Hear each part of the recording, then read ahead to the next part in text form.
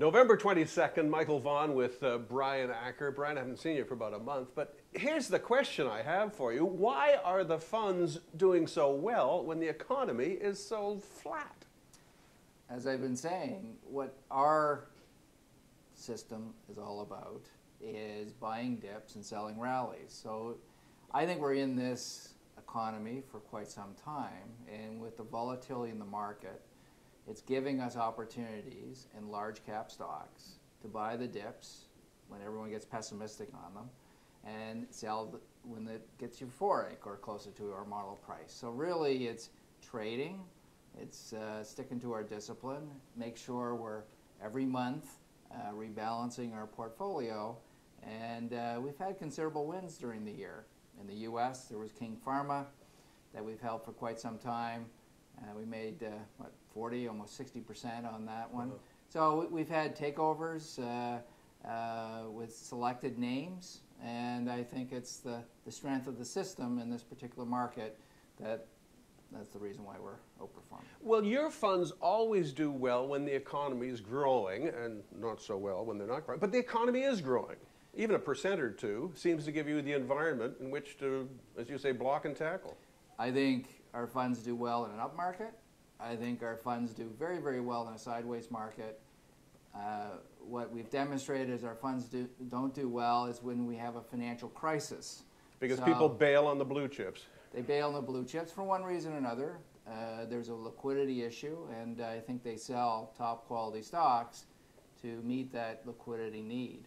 But those don't happen every day, and as a matter of fact, it may not happen for another 10, 50 years. We're not sure. But certainly doing it the way we're doing it, I think gives clients a good way in this very slow environment to make higher than what they're making on fixed income. Since I saw you, we had the big Potash episode. Were you in Potash? How do you size that up?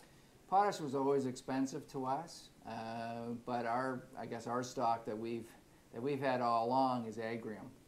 So we've been buying Agrium on the dips. I think it got down to $49, $50 in July. That's exploded to almost $90 at the top. So we made all our money off Agrium.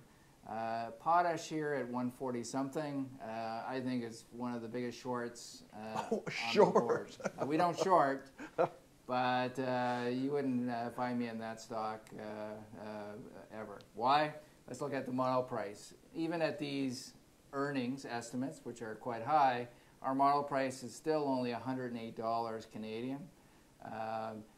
What the government has done, which investors will realize, is there can't be any takeovers happening with Potash.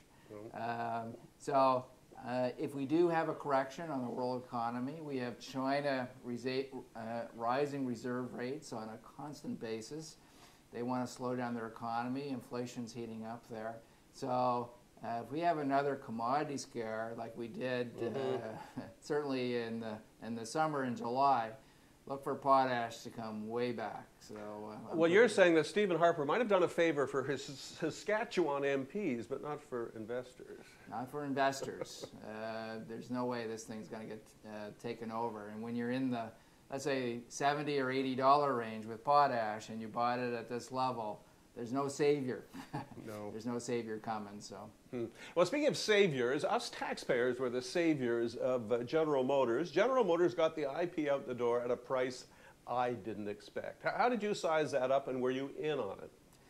No, we're not in on it. First of all, we did our analysis, and so when we did our analysis, we think GM is worth about $29.91. Yeah. So 30 bucks, call it. And so when IPO at 33, had a big rush at the beginning, but it's selling back to 34. I suspect to see GM back to $30. And keep in mind, I think what will happen with GM, it will be put into the S&P 500, which, as you know, is our population for our U.S. value fund.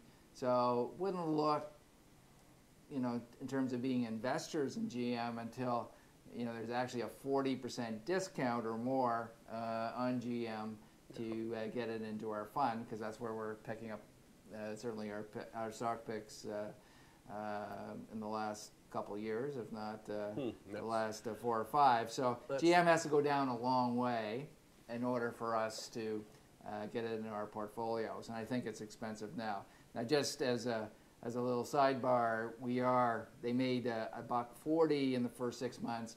They've made we estimate $2.80 for the year. So that $30 is predicated on that, and so if those earnings go up substantially, obviously our numbers will change. But as the current numbers that we have, I mean, I think $30 is full value. Okay, we're running out of time, but I want to ask you about another automotive name because I haven't seen it in the top 10 very often. It's Magna. It's there today. Why? Magna is doing a lot of things right.